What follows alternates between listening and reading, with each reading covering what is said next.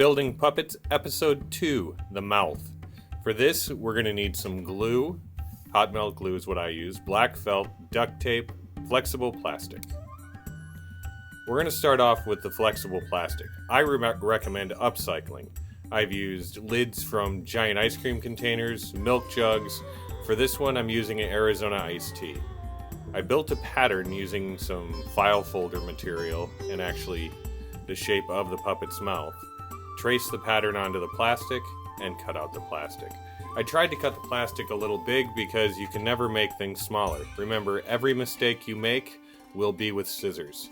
Here I'm trimming it down and I'm kind of working the plastic a little to get it to lie flat.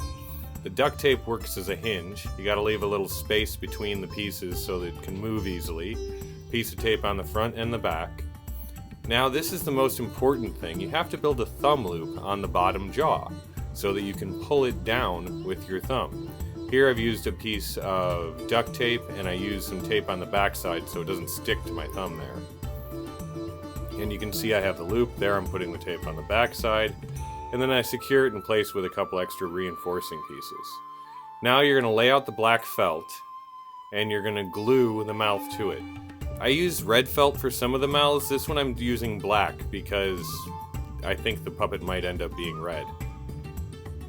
So then you trim the black felt, and once you trim it down, you see me cutting little notches, not even notches, just slits all the way around. And this helps it lie flat when we glue it. A nice thin line of hot melt glue and hold it in place.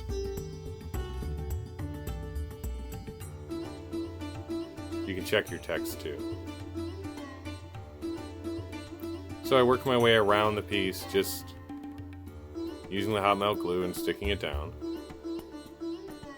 You want to make sure there aren't any folds because you really don't want anyone to pay attention to the mouth at all except to see that it's moving. And now that you've got the mouth felt glued on, you're going to glue it in place. You're going to use light glue and you're going to pinch and hold it. I start at the back of the mouth, kind of get the jaw anchored there in the back to start with. And then I come over to the other side and do the same thing. And I work towards the middle. So far this has worked pretty well. In general, I try to put the bead of glue along the inside edge of the foam so there isn't a lot of glue sticking out. But you want the foam head and the mouth to line up pretty well. You're going to have to be patient and hold it in place. This is really the key to having a puppet that works right, is a well-set mouth. So you want it all to be in the right place, and you want that glue to set.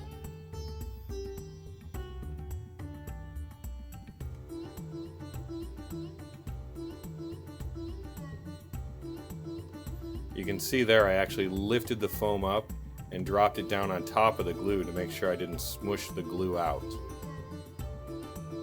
And there the mouth's all glued in. Next step is we're going to sew the skin on. That's where it really gets fun.